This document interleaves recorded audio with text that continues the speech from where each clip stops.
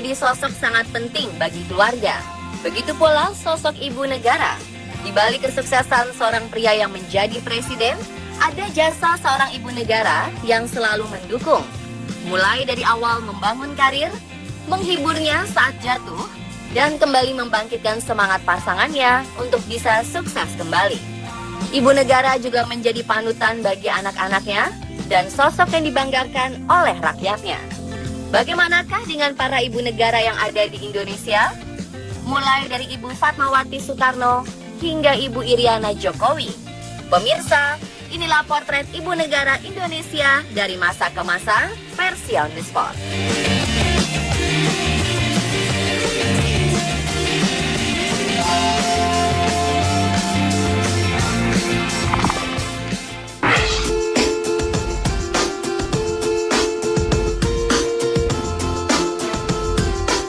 Yang pertama ada Fatmawati, ibu negara Indonesia pertama sejak 1945 hingga 1967.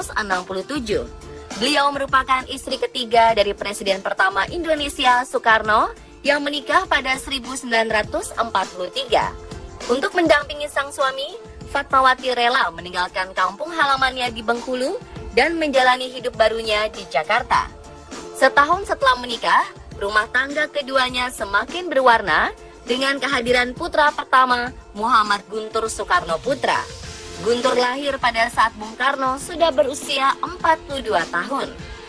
Berikutnya lahir Megawati Soekarno Putri, Rahmawati Soekarno Putri, Sukmawati Soekarno Putri, dan Guru Soekarno Putra. Fatmawati jugalah sosok yang berjasa menjahit bendera pusaka merah putih yang dikibarkan pada upacara proklamasi kemerdekaan Indonesia di Jakarta pada 17 Agustus 1945.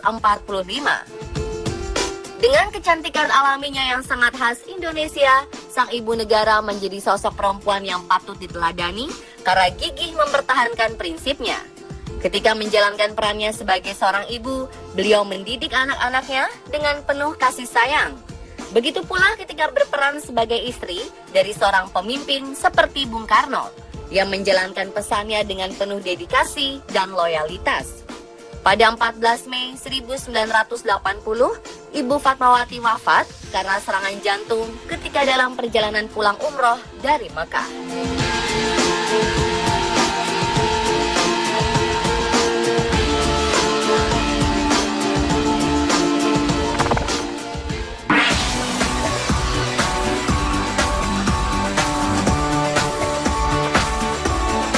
Ibu negara kedua adalah istri dari Presiden Soeharto, yakni Raden Ayu Siti Hartinah atau yang akrab disapa Ibu Tien Soeharto.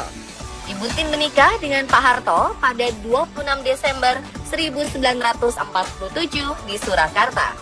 Ibu Tien dikaruniai 6 anak, Siti Hardianti Rukmana atau Tutut, Sigit Haryo Yudanto atau Sigit, Bambang Trihatmojo atau Bambang, Siti Hediati Haryadi atau Titi, Hutomo Mandala Putra atau Tommy, dan Siti Hutami Endang Adiningsi atau Mami. 1967, sidang istimewa MPRS secara aklamasi mengangkat Jenderal Soeharto sebagai pejabat presiden. Mendampingi orang nomor 1 di Indonesia bukan impian bagi Ibu Tien. Beliau merasa jabatan Pak Harto sebagai presiden tidak akan lama. Makanya Ibu Tien memilih tidak hadir menyaksikan peristiwa penting dan bersejarah itu. Beliau memilih untuk tetap di rumah bersama anak-anaknya. Namun faktanya, Ibu Tien justru menjadi ibu negara paling lama dalam sejarah Indonesia. Sebagai ibu negara, Ibu Tien adalah sosok yang berjuang memperkenalkan Indonesia kepada dunia. Kisah cinta romantis Ibu Tien dan Presiden Soeharto sendiri begitu terkenal dan membuat banyak orang iri. Sayang, setelah kurang lebih 47 tahun mendampingi Pak Harto, Ibu Tien harus meninggalkan presiden terlebih dahulu di tahun 1996 karena serangan jantung.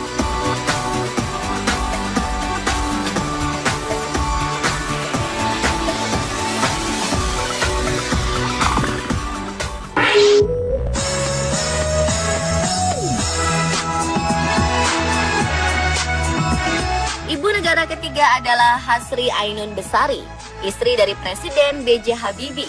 Kisah cinta keduanya begitu mesra dan menyita perhatian publik sampai-sampai dibuatkan filmnya.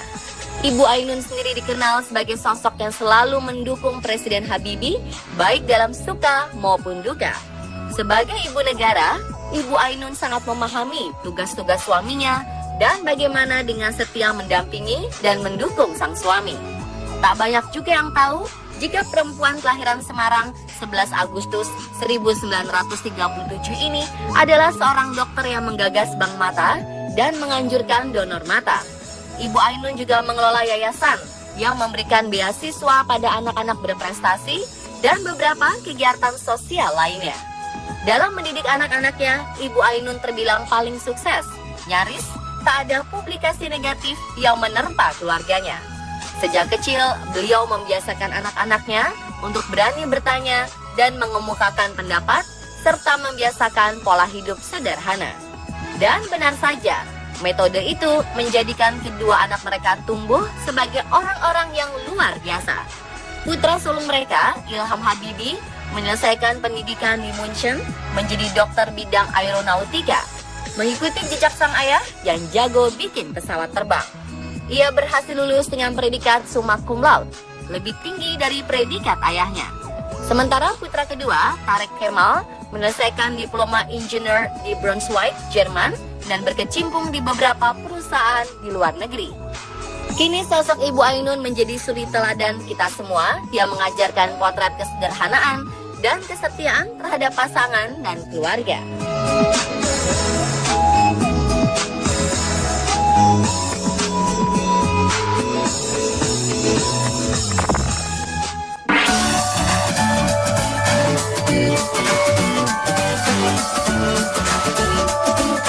Selanjutnya ada Ibu Sinta Nuriyah, istri dari Presiden Abdurrahman Wahid atau sering disebut Gus Dur. Ibu negara keempat ini sudah sangat terbiasa menghadapi perilaku sang suami yang kerap dianggap kontroversial. Beliau tak merasa terkejut ketika tahun 1999 MPR RI mengangkat suaminya menjadi Presiden keempat RI. Beliau juga tak perlu merasa kehilangan ketika 2001 silam MPR menurunkan suaminya dari kursi kepresidenan. Pasangan yang menikah pada 11 September 1971 ini dikaruniai 4 anak, yaitu Alisa Kotrunada Munawaroh atau Lisa, Zanubah Arifah Kafsoh atau Yeni, Anita Hayatunufus atau Nita, dan Inayah Wulandari atau Ina. Ibu Sinta Nuriyah tetap setia mendampingi Gus Dur yang penglihatannya semakin menurun.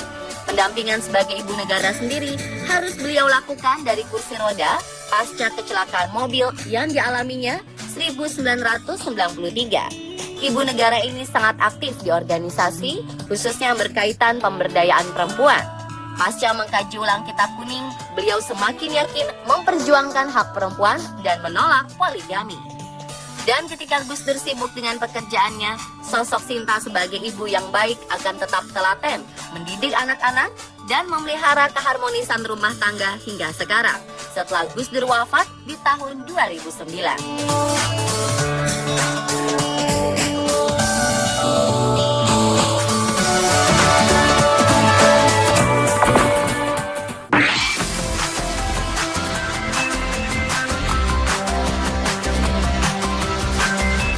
Ibu negara selanjutnya adalah Kristiani Herawati atau yang lebih dikenal dengan Ibu Ani Yudhoyono.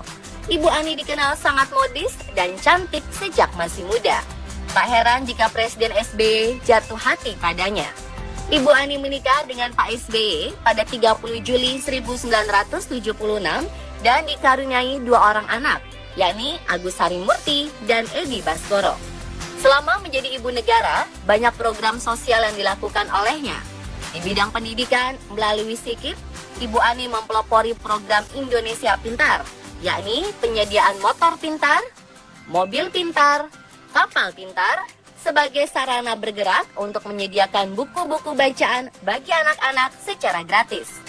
Lahir, dibesarkan, dan berkeluarga di lingkungan para perwira militer, kemudian diperkaya dengan jabatan politik sebagai wakil ketua umum sebuah partai, telah memberi bekal kepada ibu negara ini sebagai pendamping yang sepadan bagi suaminya sebagai Presiden RI. Selain memiliki hobi fotografi, Ibu Ani termasuk yang paling aktif di media sosial dibanding ibu negara Indonesia lainnya.